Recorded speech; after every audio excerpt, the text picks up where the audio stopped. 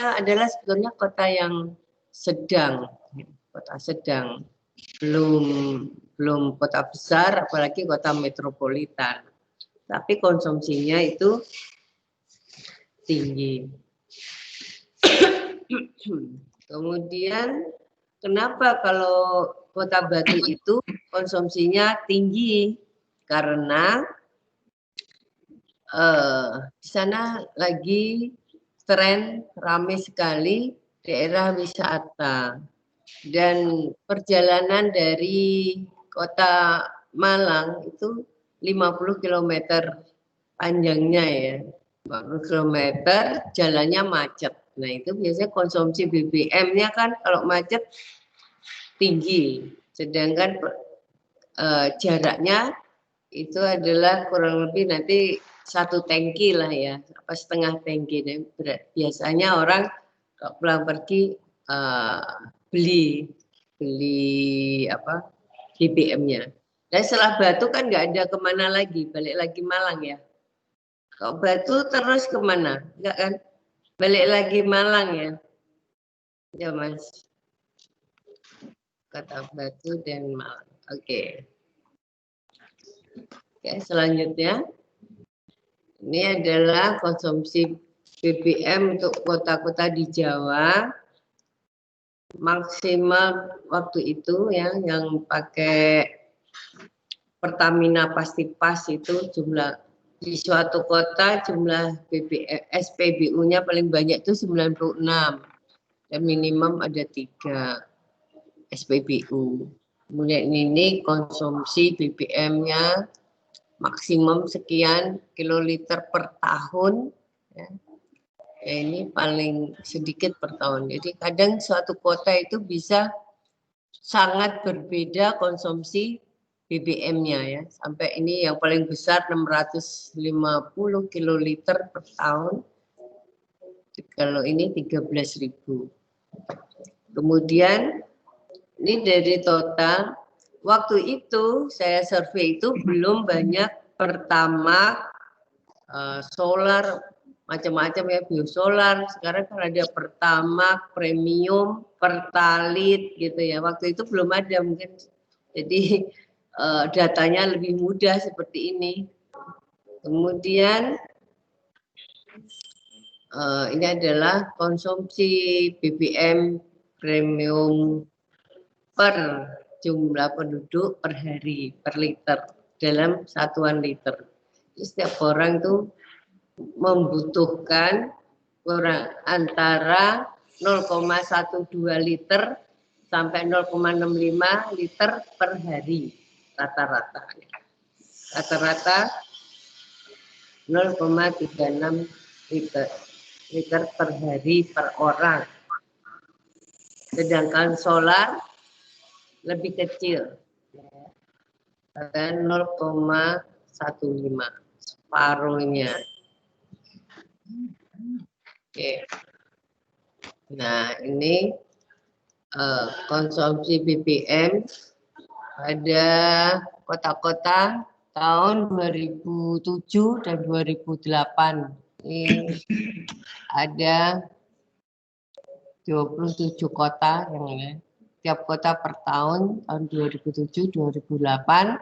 Yang biru ini adalah BBM premium, yang hijau itu, yang merah itu solar, sedangkan yang hijau itu total antara biru tambah yang merah, premium tambah solar. Nah, kalau dilihat di sini, ini kita lihat yang sebelah ini, sebelah kiri, ini adalah kota metropolitan, konsumsinya tinggi. Sedangkan ini kota besar bedanya sangat jauh ya, klik ini. Tapi bisa kita lihat kota Sukabumi dan kota Yogyakarta, meskipun dia termasuk kota sedang, dia mempunyai konsumsi yang cukup besar, hampir sama dengan kota besar. Seperti ini. Ini kalau saya buat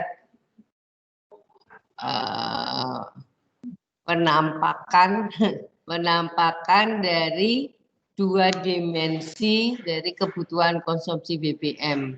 Ini bacanya adalah ini, solar, kebutuhan solar untuk Semarang, Tangerang itu tinggi, ya, kota Semarang dan Tangerang. Ini solarnya tinggi. Sedangkan untuk Bekasi, ya, Bekasi itu totalnya juga tinggi. Meskipun Bekasi itu kotanya luasnya sedikit, tapi kepadatan dari jumlah kendaraannya tinggi Bekasi itu.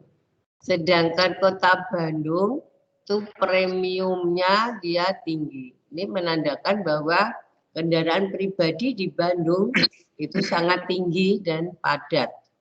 Gitu. Ini cara membacanya gitu. Sedangkan untuk kota-kota lainnya itu dia ada di posisi kiri, ini jumlahnya berarti kecil.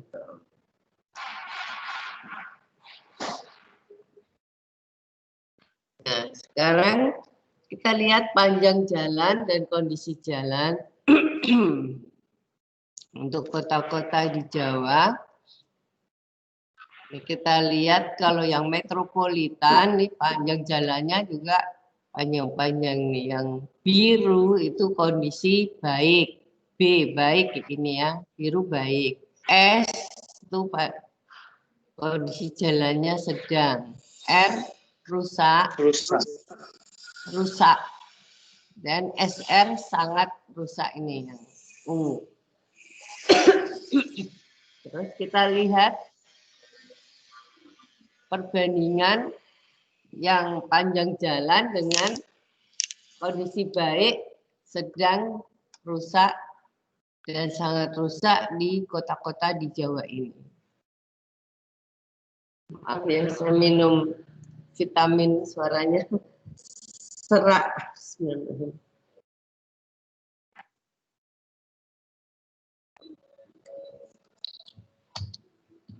Mulai ngajar suaranya udah habis pagi sampai malam. Oke, nah ini adalah pola jaringan jalan. Oh iya, bukunya tadi udah diambil ya, sudah didistribusikan belum tadi Mas? Apa tadi ya? Lupa tadi Mas. Mas apa ya tadi ya? Mas Vicky. Nah, bukunya udah diambil, jadi coba bisa dilihat di buku biru itu. Buku ini bisa dilihat.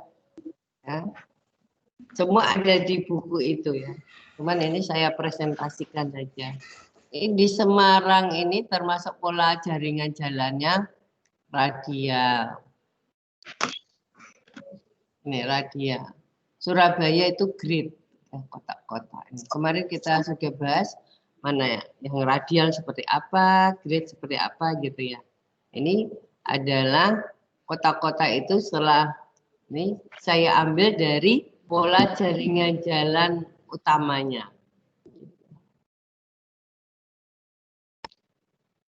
Nah, di sini kita lihat Yogyakarta itu grid, ya, grid. Kemudian Surakarta, mana ini Surakarta?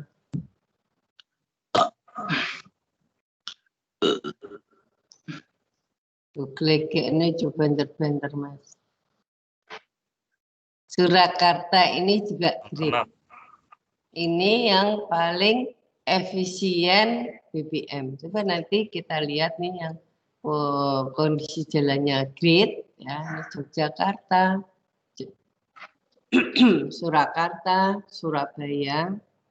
Surabaya ini penduduknya dan jumlah kendaraannya, kepadatannya lebih tinggi dibanding Bandung, ya. Tapi konsumsi BBM-nya lebih banyak Bandung, berarti lebih apa? Lebih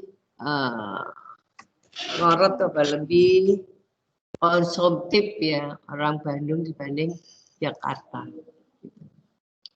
Kemudian ada Sukabumi, mana nih Sukabumi? Nih, Sukabumi itu nanti bisa dilihat di buku juga. Sukabumi itu kota Sukabumi itu termasuk kota sedang. Tetapi dia konsumsi BBM-nya tuh tinggi. Saya cari dan hampir setengah tahun saya mencari kenapa Sukabumi itu kotanya sedang tetapi konsumsi BBM-nya tinggi. Dia ada di dekat Bandung sana ya, Jawa Barat. Jawa Barat.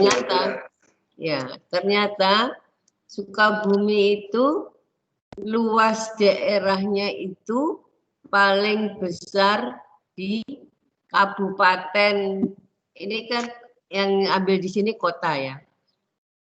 Kota Sukabumi ini dikelilingi oleh ibu kota Kabupaten Sukabumi yang luasnya paling besar seluruh kabupaten Jawa dan Bali, gitu. Jadi 2,5 kali dari yang lainnya. Dan fasilitas dari Kabupaten Sukabumi itu pastinya kurang, sehingga penduduknya beli BBM ada di Sukabuminya gitu. Sama seperti Surakarta, kota Surakarta, tapi ada perumahan-perumahan itu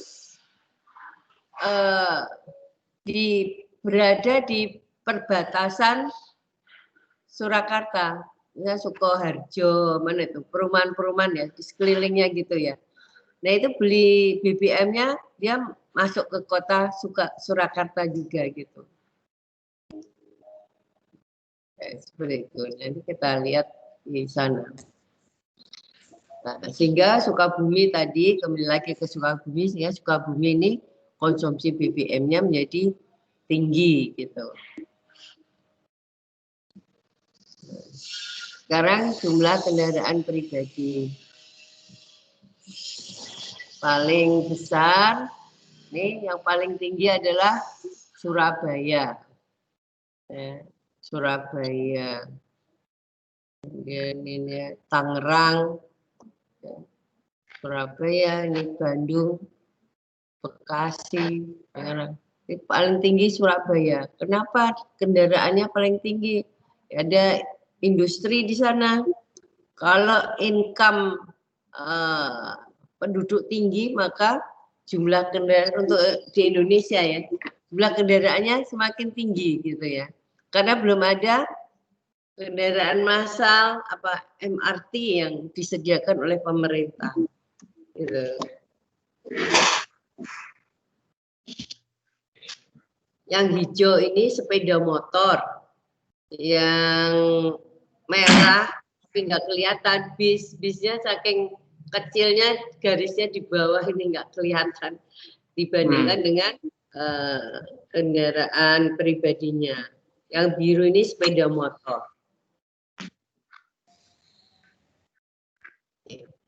Jadi kalau kita lihat kota Blitar itu di sini Blitar. Sepeda motornya itu prosentasenya ini yang merah itu mobil penumpang ya. Ini sepeda motor yang yang merah itu bis, biru mobil penumpang, mobil, yang hijau itu sepeda motor. Nah, untuk kota Blitar ini jumlah sepeda motor, prosentase sepeda motornya itu 94%. Berarti konsumsi BBM untuk sepeda motor itu sangat tinggi. Tapi dia sepeda motor kan cc-nya rendah ya. Sepeda motor cc-nya rendah. Nah, yang dimaksudkan di situ bisa menunjukkan karena jumlah mobilnya berarti berapa? 6% ya, 94 sepeda motor, sisanya berarti mobil penumpang dan bisnya itu hanya 6%. Anggap aja bisnya 1%, mobil penumpangnya hanya 5%. Mobilnya itu 5%. Berarti ini menunjukkan bahwa ekonomi di Blitar itu rendah, gitu ya. Yang punya mobil kan sedikit, hampir semua naik sepeda motor. Kecuali kalau negara maju memang nggak ada mobil yang dia punya, mereka menyelenggarakan MRT ya, beda dengan itu apa kondisi negara maju ya. Ini mau kondisi negara berkembang, jadi tambah banyak mobilnya berarti dia tambah kaya di kota tersebut. Nah ini jumlah angkutan umumnya, yang biru ini adalah bis, yang merah itu mobil penumpang umum atau sering disebut angkot. Kita lihat ternyata jumlah bisnya sangat banyak dibandingkan jumlah MPU-nya sangat banyak dibandingkan dengan jumlah bisnya. Nah, ini jumlah MPU yang melebihi ini bisa mengurangi kapasitas jalan. Seandainya 3 MPU menjadi 1 bis, berarti jalan itu lebih longgar gitu ya.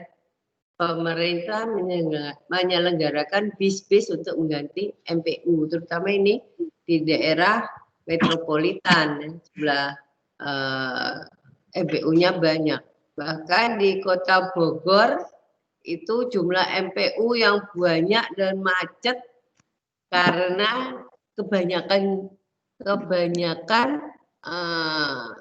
MPU-nya gitu, mobil-mobil MPU-nya itu. Pernah ke Bogor ya mungkin bisa melihat atau bisa lihat di internet atau YouTube. Kota Bogor.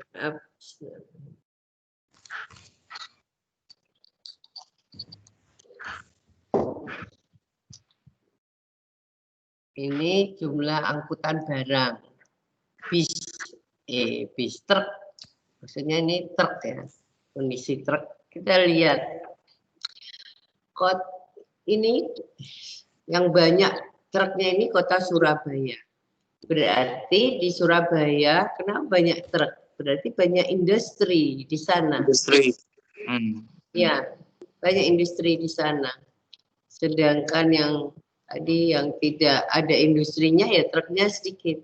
Kalau ada industri kan harus distribusikan. Industri paling tinggi adalah Surabaya, kemudian kedua Bandung, ketiga Semarang. Jadi Tangerang ini juga muncul sekarang sudah banyak sekali. Tangerang muncul industri-industri ya. Bisa kita lihat kalau kita menuju Jakarta itu daerah Bekasi, Tangerang itu banyak industri yang tumbuh.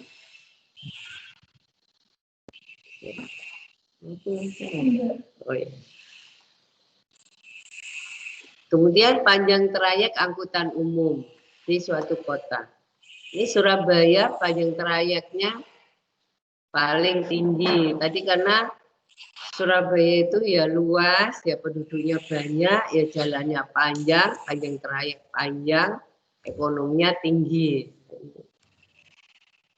Ini yang Bandung.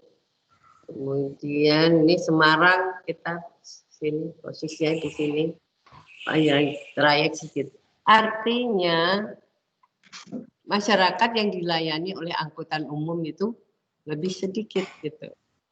Ini kalau Surabaya hampir semua lini dilayani angkutan umum. Kita lihat nih Surakarta. Surakarta hampir semua jalan di Surakarta itu dilewati angkutan umum. Ini paling saya rasa dia paling bagus di antara kota-kota lainnya. Meskipun dia kota besar, tapi dia layanan angkutan umumnya lebih bagus dibanding Bekasi, Semarang, Bandung. Ya. Ini yang kota-kota kecil sedikit kilometernya. Ini tadi kalau dilihat dari diagram ini kita lihat berarti Bandung, bacanya Bandung mempunyai kepadatan neto yang tinggi. Kemudian kalau Surabaya berarti jumlah penduduknya banyak, PDRB atau keuangannya tinggi, sedangkan luas wilayah yang luas itu adalah Semarang dan Tasikmalaya. Kemudian sedangkan ini luas wilayah administrasi atau luas daerah terbangun. Luas wilayah administrasi itu ya seluruh batasan wilayahnya. Sedangkan luas daerah terbangun itu daerah yang sudah dibangun perumahan atau perkantoran atau untuk pasar, itu daerah yang terbangun. Kita lihat di sini yang biru ini ada luas administrasi. Semarang itu termasuk luas administrasinya yang paling besar. Nah tahun 73 kemarin itu sebetulnya Semarang itu hanya sampai IAIN Jerakah situ saja. Kesananya itu punya Kendal. Tapi diminta oleh Semarang ya tahun 73 kalau nggak salah itu. Sehingga Semarang mempunyai luas kota yang cukup besar dibanding kota-kota lainnya. Ya. Ini yang biru luas administrasi, yang merah luas daerah terbangun, itu yang ada perumahannya, ada perkantorannya, dan yang hijau itu prosentasenya dari luas daerah terbangunnya. Ini kita lihat Yogyakarta, hampir ini 100% ya. Hampir semua sudah terbangun Yogyakarta. Anda lihat tuh penuh sekali ya. Semua sudah terbangun. Ini yang hampir semua terbangun nih yang metropolitan, yang Semarang itu belum ada 50% terbangunnya. Dan yang ada ini Bekasi, Surakarta ada banyak. Kemudian ini terutama Yogyakarta yang paling hampir penuh tanahnya, cuma segitu penuh. Sekarang jumlah penduduk nih, jumlah penduduk paling banyak tadi kan, tadi Surabaya, Semarang itu di sini.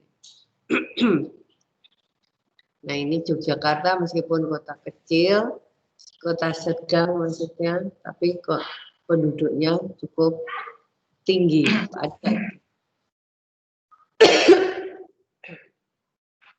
Jadi kepadatan penduduknya kembali lagi Surabaya paling tinggi kepadatannya.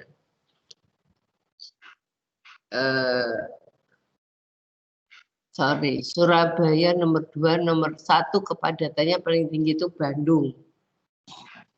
Ya, Bandung nih. Bandung kepadatannya paling tinggi 22.000 kilometer, 22.000 per kilometer persegi penduduknya. Kemudian kalau Anda dapati pendapatan regional bruto itu adalah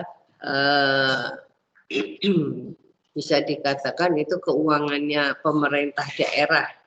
Kalau PDRB-nya tinggi berarti pemerintah daerah mempunyai uang yang besar.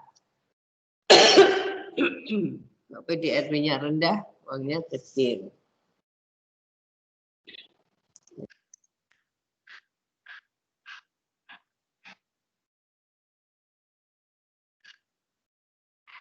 Sebentar ya, break sebentar ya Mas, Mbak.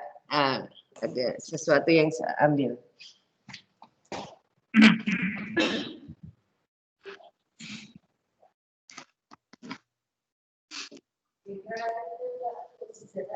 Yang beda. juga.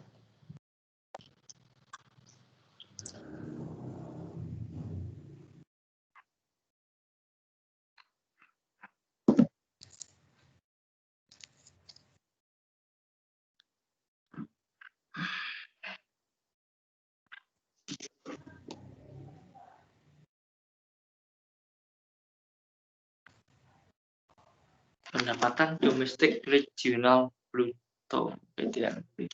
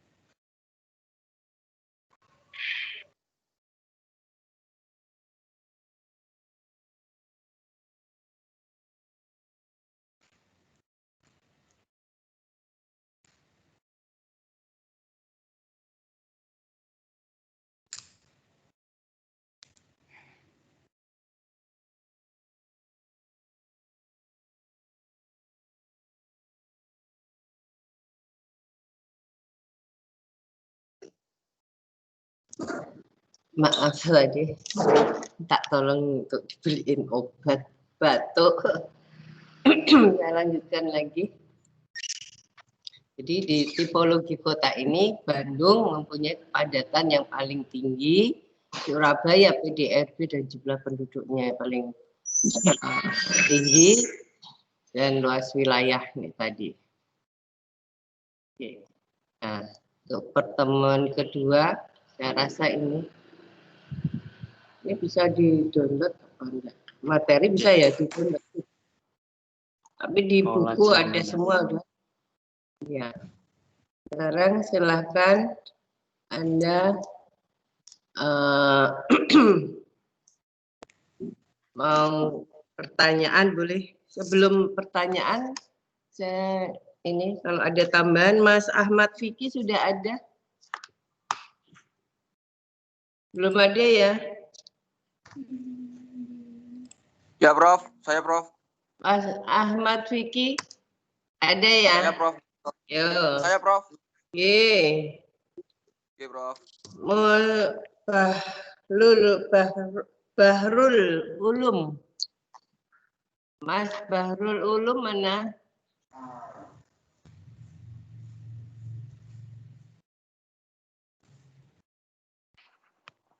Mana ini Mas Bahrul Ulum mana? Sistem transportasi di Nggak ada orangnya. Karena ini buka terus ditinggal. Mas Adam, mana Mas Adam? Prof. Nah, oke. Sudah pada absen tadi ya? Saya belum, Prof. Itu absen di ini.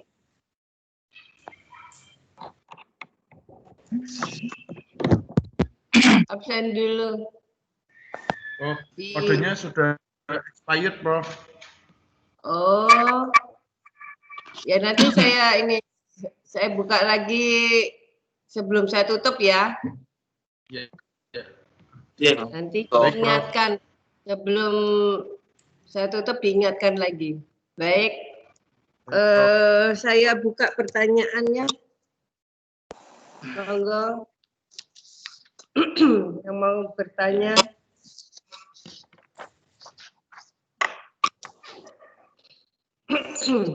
Siapa dulu? Monggo.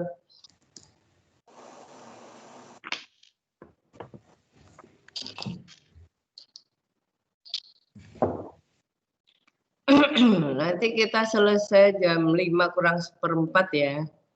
Nggak usah sampai 5:30. Iya, Prof. Katanya setuju ya kalau kalau yang lebih kasih setuju ya. Setuju Mbak Surya Ayu?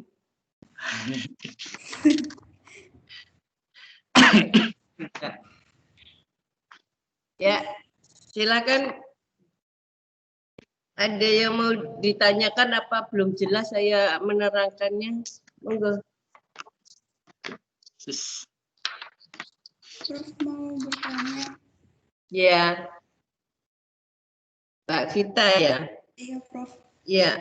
Prof, kalau buat prediksi lalu lintas di masa mendatang, itu lebih efektif menggunakan data jumlah kendaraan atau PDRB ya, Prof? Atau yang lain? Oh iya. Kalau mau memprediksi, kita sebaiknya harus tahu dulu tahun-tahun sebelumnya itu kenaikannya berapa persen. Misalnya kita mau sekarang ngitung jumlah kendaraan yang ada sekarang tahun 2020. Tetapi kita tahu data-data tahun sebelumnya itu berapa berapa persen kenaikannya, PDRB-nya juga naiknya berapa persen. Nanti diselaraskan dengan tahun berikutnya. Misalnya kemarin PDRB naik 7% ekonominya. Kendaraan naik 10%, rata-rata per tahun ya, linear misalnya begitu. Nah, tahun ini mungkin sama seperti itu, sama. Nah, kalau berbeda, nah, yang seperti terjadi sekarang ini, ada masa COVID, itu keuangannya kita sedang turun kan ya, jumlah kendaraan tetap, benar nggak? Berarti penambahan kendaraannya juga ikut turun. Jadi PDRB juga diikutkan laju kendaraannya kemarin juga diikutkan. Jadi kecuali nggak ada masalah apa-apa ya, tinggal kemarin jumlahnya berapa naik bisa, kenaikannya jumlah kendaraan itu kurang lebih tuh di Jawa Tengah itu 10%. Karena ada COVID ini, itu yang dealer punya showroom itu pada belum booming ya, ada belum booming karena tidak terjadi sirkulasi, orang-orang pada tinggal di rumah, tidak beli mobil karena memang nggak pergi kemana-mana. Jadi yang beli mobil yang benar-benar membutuhkan gitu. Itu Mbak. Jadi antara keuangan PDRB dan laju kendaraan sebelumnya itu dicocokkan gitu ya. Gitu, dipertimbangkan gitu loh.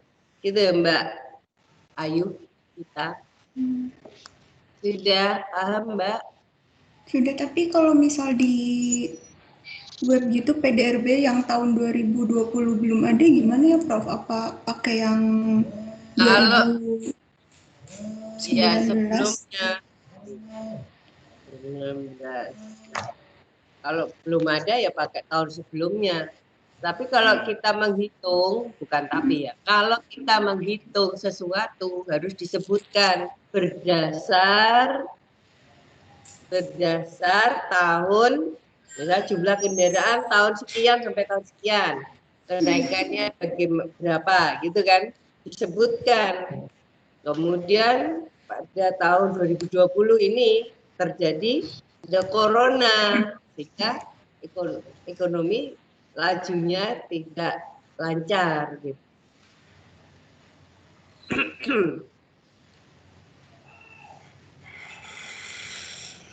Ya, kalau kita neliti atau memberikan masukan, itu kenapa kok grafiknya itu tidak linear ke atas, pada tahun 2020 kok jeglek ke bawah, misalnya gitu kan. Terjadi corona ini harus diterangkan. Kalau penelitian itu juga harus ada keterangan. Itu Mbak Vita. Ya Prof, terima kasih. Oke. Monggo yang lainnya.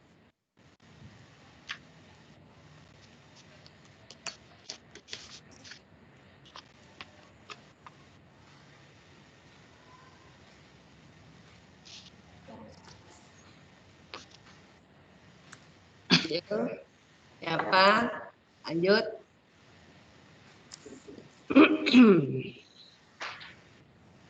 Yo Mas Bahrul Ulum. Iya, Prof. Mau tanya, Prof. Ya, Mau tanya mengenai dalam penelitian Prof Muji itu kan ada pola jaringan jalan. Lah, Prof Muji itu menentukannya itu indikatornya apa untuk daerah grid radial itu indikatornya apa, nggih? nah kita lihat peta kota itu secara menyeluruh. Itu kan hasil dari saya melihat kotanya sendiri, melihat pola jaringan jalannya, Mas. Kan sudah kita ada kemarin kita ada grid, ada lurus bercabang seperti itu kan. Nah, kita lihat pola jaringan jalannya di kota itu seperti apa. Nah, kita cocokkan di situ. Sudah ada kan, bentuknya kan bisa kelihatan pola jaringan jalannya. Ya, dari existingnya sendiri seperti apa. Nah, kita cocokkan dengan pola yang ada. Itu, Mas. Itu Mas Bahrul. Udah. Mbak Ayu mau tanya.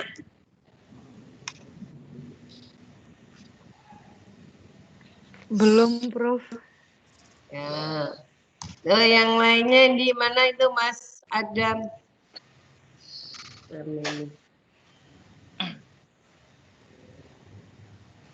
Belum, Prof.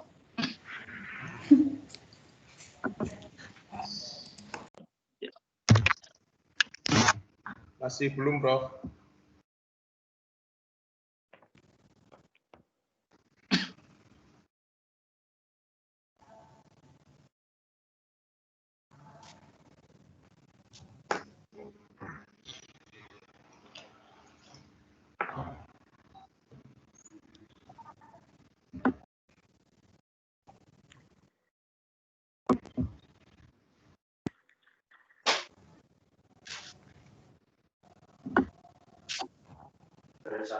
Oke.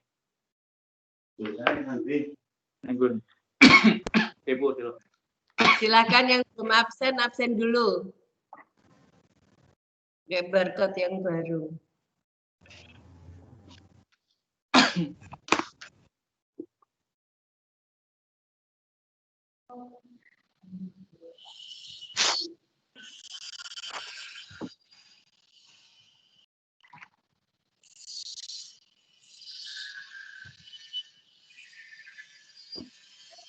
Ya.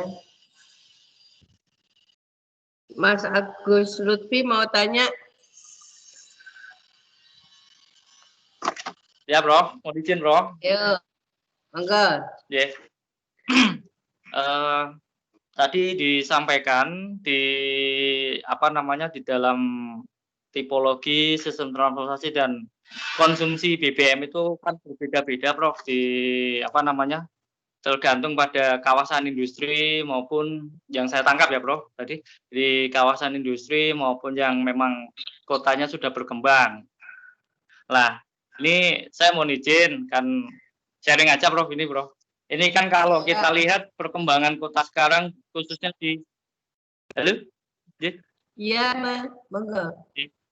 Ini kalau mau izin, Prof, kalau ini hanya sharing. Kalau kita lihat sekarang perkembangan kota-kota di Jawa, khususnya di bagian Jawa Tengah, bagian kami di daerah Batang, Kendal, itu kan sudah banyak sekali kawasan industri, Prof.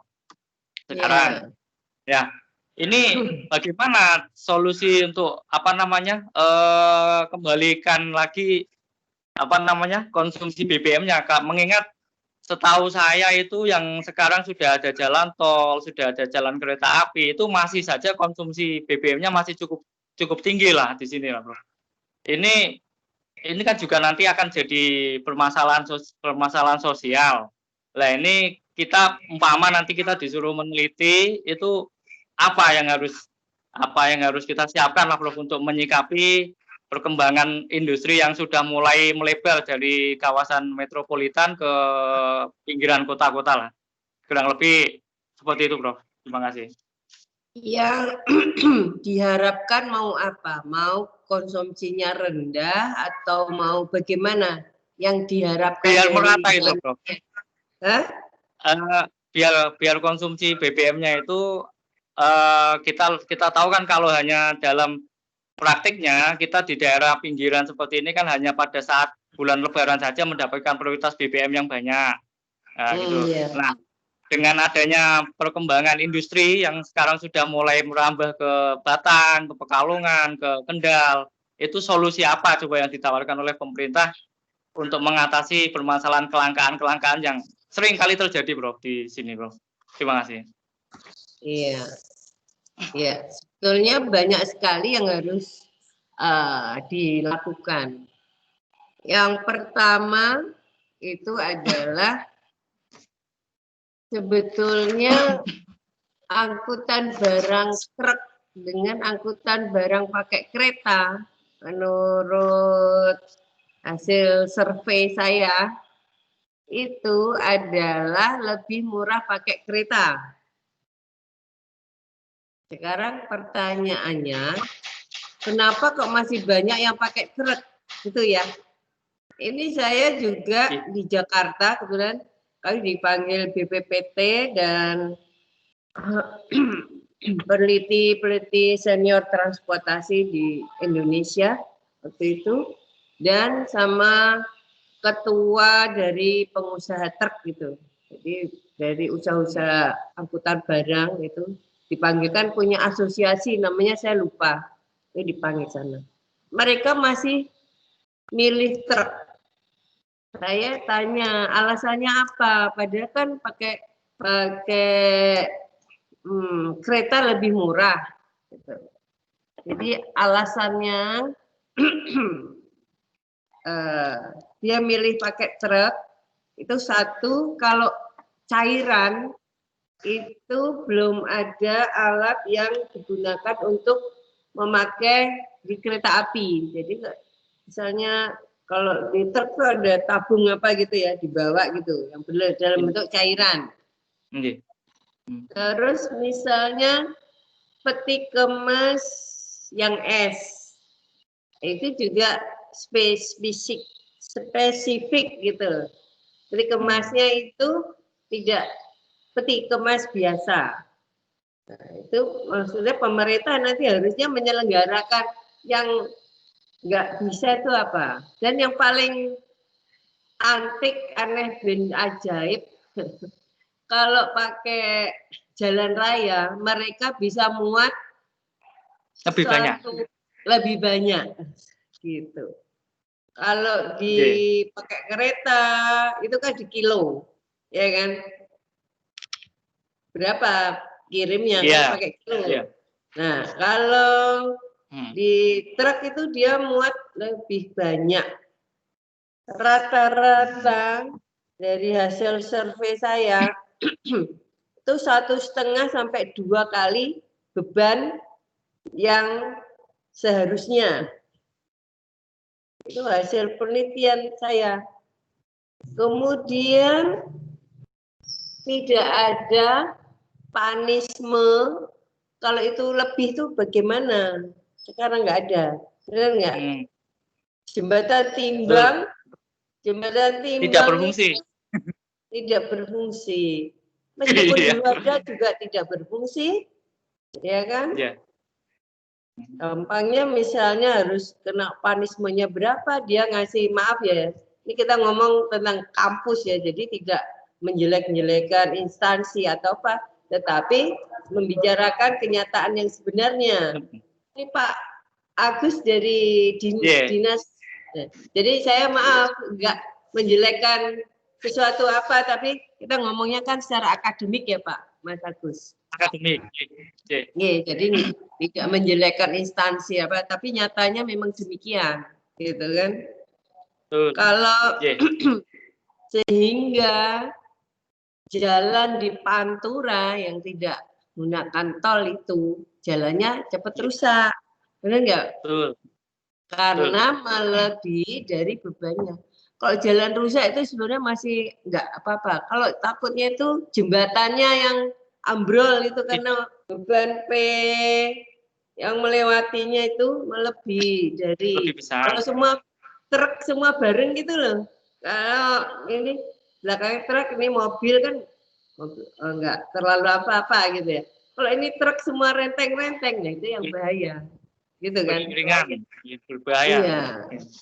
Nah, jadi masalahnya seperti itu. Terus kita push dengan nggak bisa truk ya harus mengikuti, misalnya harus 5 ton misalnya atau 10 ton ya nggak boleh lebih. Terus dari truknya ya nggak apa-apa kami, tapi yang pedagangnya itu yang pada ribut nggak mau gitu karena nanti jatuhnya mahal katanya gitu. Jadi kayak benang ruwet yang apa ya? Jadi tidak sesimpel kalau ini harus begini gitu. Karena nyangkut dengan pengusaha. Kelihatannya pemerintah kalau sama pengusaha itu malah ya kalah ya. Kalah ya. Ya, jadi gitu. Kalau kita akademisi harus jernih ya. Nggak boleh terkontaminasi di sana. Tetapi itulah kondisinya aja. Oleh karena itu kan selalu saya katakan bahwa saya selalu mendoakan mahasiswa saya lulus kumlat, bermanfaat dan nanti jadi pemimpin. Nah, pemimpin yang amanah gitu. Karena saya ya tugasnya sebagai dosen. Nah, nanti ini yang mahasiswa saya sudah lulus lah, saya doakan semua jadi pemimpin yang amanah untuk memperbaiki sistem.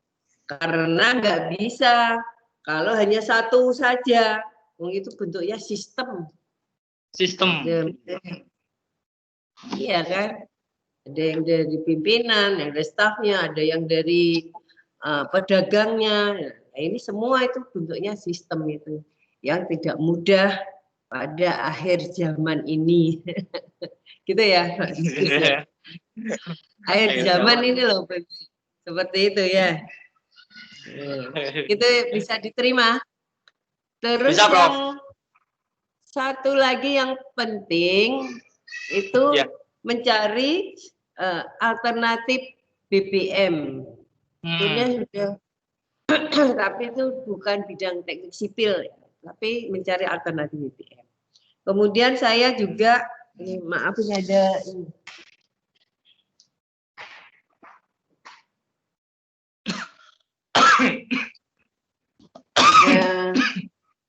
eco racing ini ya. Ini bisa mengurangi konsumsi BBM sampai 40%. Saya juga menggunakan, saya juga karena seorang transport ini. Tapi aku yang ngomong dodolan izin, profesor dodolan. Tapi saya melakukan ini supaya Anda tahu gitu. Tapi di rumah saya kalau mau Anda pakai beli juga boleh, bisa gitu. Ini mengurangi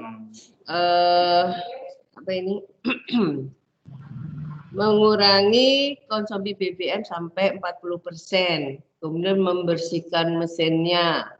Kemudian kecepatannya tambah nanoteknologi. Ya, meningkatkan oktan. Tenaga powernya ditambah, meningkatkan efisiensi. Ini ditulisnya malah 50%.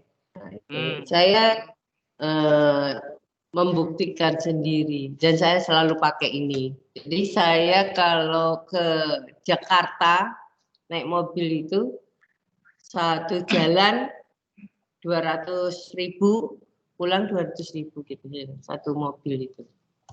Jakarta ya muter-muter. Berangkat 200.000, pulang 200.000. Bensinnya aja pakai Pertalite, tapi dengan pakai ini seperti pakai Pertamax, mesinnya bagus. Nah itu tadi karena pertanyaan Anda. Gitu. Nah, ini pernah saya promosikan di perhubungan provinsi. Malah saya dikiranya promo nanti kerja sama. Saya malah jauh pikiran dari itu. Saya kan ya tidak sampai yang cuman kan sistem gimana sih ya Pak Agus selalu sendiri di situ. Saya gini malah dikira punya latar belakang apa yang kerja ini loh. Saya itu membuktikan lah kalau ada yang lainnya ya silahkan gitu maksudnya. Silakan. Ini salah satu contoh saja, silahkan. Kalau ada yang lainnya, saya kan pengennya konsumsi BBM-nya itu tidak tambah seperti yang dengan tadi bilang, terus polusinya rendah, kan gitu, kecepatannya naik, mesinnya awet, kan gitu. Itu maksud saya. Ya, tapi orang berbuat baik itu belum tentu dapat sambutan yang baik pula. Ya, selanjutnya masih 1/4 jam lagi.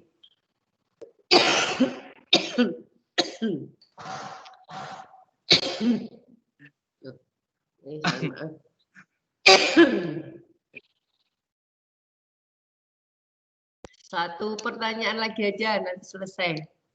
Saya batuk nih. Ya, siapa? Iya, silakan nih. Mas Adam mana nih? Tanya apa nih Mas Adam?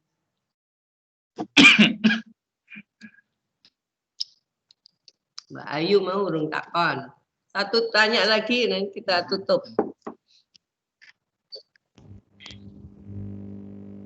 Monggo, cari pertanyaan. Mas Yusri, Adrian.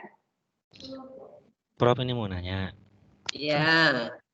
Kan tadi kalau kita menganalisanya di negara berkembang, kalau jumlah mobilnya lebih sedikit, berarti itu pergerakan ekonominya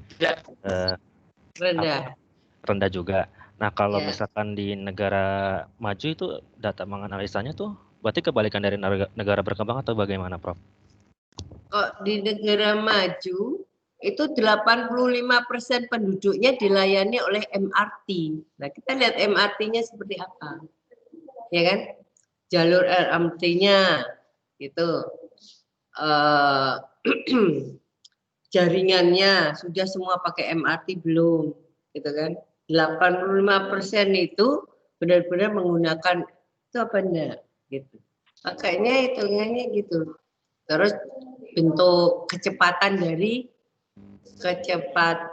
dan ketepatan dari angkutan tersebut, ya kan? Pelayanannya dari MRT bagaimana? Termasuk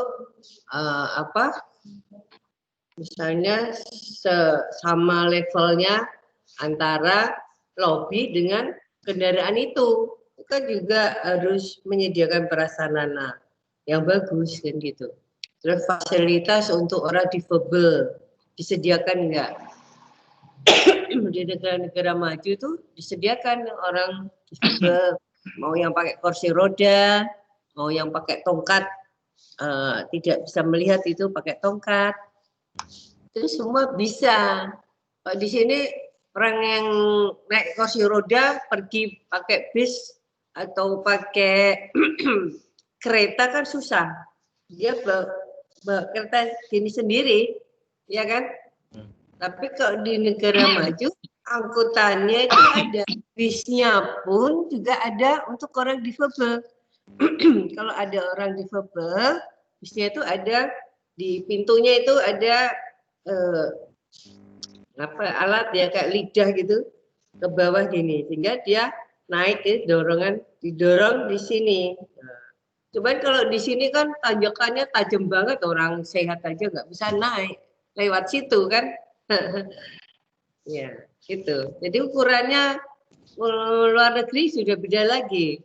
Dia harus sustainable transportation.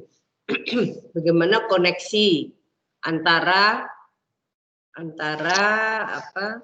jurusan, ya kan? Terus semua sudah terlayani. Terus intermoda, jadi ada kereta, ada bis, ada taksi misalnya di situ, semua terlayani. Gitu. Terus orang berjalan kaki menuju ke tempat haltenya atau ke tempat stasiunnya, itu juga memerlukan fasilitas, dilayani dan dengan nyaman orang berjalan. Kalau orangnya berjalan menuju ke sana, kemarin Mbak Ayu paling cuma 50 meter jalannya. Ya, Mbak Ayu. 50 meter. Ah iya. Nah, orang Jepang bisa 1 kilo jalan nih, Mbak Ayu cuma 50 meter. Nah, gitu kan. Dan beda banget kan. Itu aja. Kasihan, Prof. Itu saja, maaf Mbak Ayu lah. Kalau putri-putri di Jakarta, ya mau nggak mau kepanasan lagi malah ya tak? Maunya ya di Langsung sampai, Bro. di depan rumahnya, nah gitu. Nah, tapi di negara-negara yang maju itu jalannya itu menjadi tidak panas gitu loh. Seperti Singapura sebenarnya kan sama Indonesia sama. Tetapi di sana kenapa kok nggak panas? Gitu. Jalannya itu kalau yang antar dekat dikasih ini apa? Payon gitu loh. Apa? Atap. Kanopi gitu. Nah, itu panjang gitu. Atau kalau di pinggir jalan itu teduh, jalannya teduh, dan yang untuk berjalan itu enggak, misalnya Mbak Ayu pakai hak tinggi gitu ya, itu ya bisa lewat gitu. Mbak Ayu jalan pakai hak tinggi ya 50 meter, misalnya suruh jalan ini. Tapi kalau jalannya kalau nanti Anda ke Orchid, jalan di Orchid Singapura itu yang untuk orang berjalan itu dari apa kemarin saya bilang granit, yang untuk berjalan granit, dindingnya granit semua. Di apa MRT itu dindingnya aja granit, lantainya granit. Terus di MCK-nya aja saya sampai mengamati di MCK itu sama seperti bintang 5 di sini kebersihannya. Kalau di sini Anda mau pipis di terminal, pikir-pikir, sebenarnya pikir-pikir ya, kalau nggak kebelet banget ya, kepeksa ya, nggak kesana kan gitu. Ya, tapi kalau di sana bersih beneran gitu. Di Singapura itu yang saya amati, petugasnya itu orang-orang yang sudah sepuh-sepuh itu. Mereka dulu bekerja di pemerintah, terus pensiun. Nah, dia sambil nyambi itu yang bersih-bersih itu. Dan mereka mau gitu. Gitu. Baik, gitu ya Mas. Udah perlu jawab belum Mas Andrian? Tapi Prof, kalau misalkan misalkan DKI Jakarta berhasil dalam artian merangkul masyarakatnya buat menggunakan angkutan massal, tapi negaranya masih berkembang, itu nanti cara menganalisanya mengikuti negara maju atau gimana, Prof? Ya, kalau Jakarta kan mengikuti negara yang lainnya. Di Jakarta itu belum berhasil beneran, sudah lebih maju dibanding kota-kota lainnya. Kecepatannya itu rata-rata, kalau kita ngomong berhasil kan harus rata-rata seluruh kota ya. Itu masih 10 km per jam. Tapi ini corona karena banyak yang di rumah lebih cepat dibanding itu. Kalau nggak ada corona itu cuma 10 km per jam rata-rata. Ada tol tapi habis itu macet. Kita rata-rata itu. Ya. Belum berhasil yang dikatakan sebenarnya gitu. Kalau mau yang berhasil ya hampir seluruhnya ya jangan ada yang macet gitu. Gitu Mas. Tapi Jakarta sudah mulai berbenah gitu. Nah, yang kemarin saya sampaikan yang jangan salah seperti Palembang itu buat MRT cuma satu jalur Lenggopo. Iya.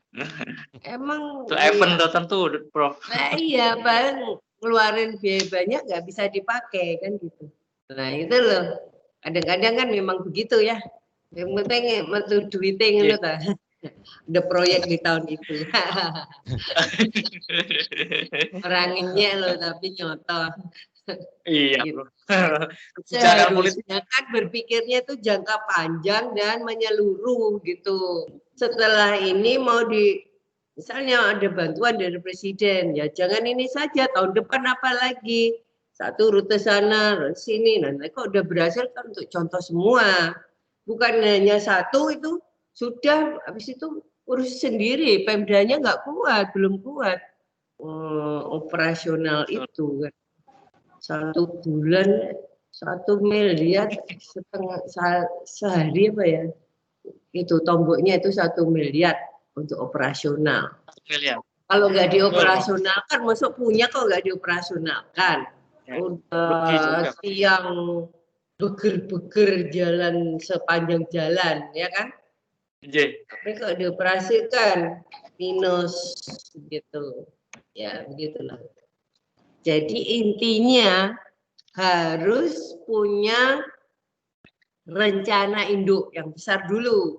Perkara ini dikerjakan satu parsial dulu di sini, nggak apa-apa gitu. Besok yang sebelahnya, kan begitu. Tidak cuman satu jalur seret selesai, nggak ada yang lainnya.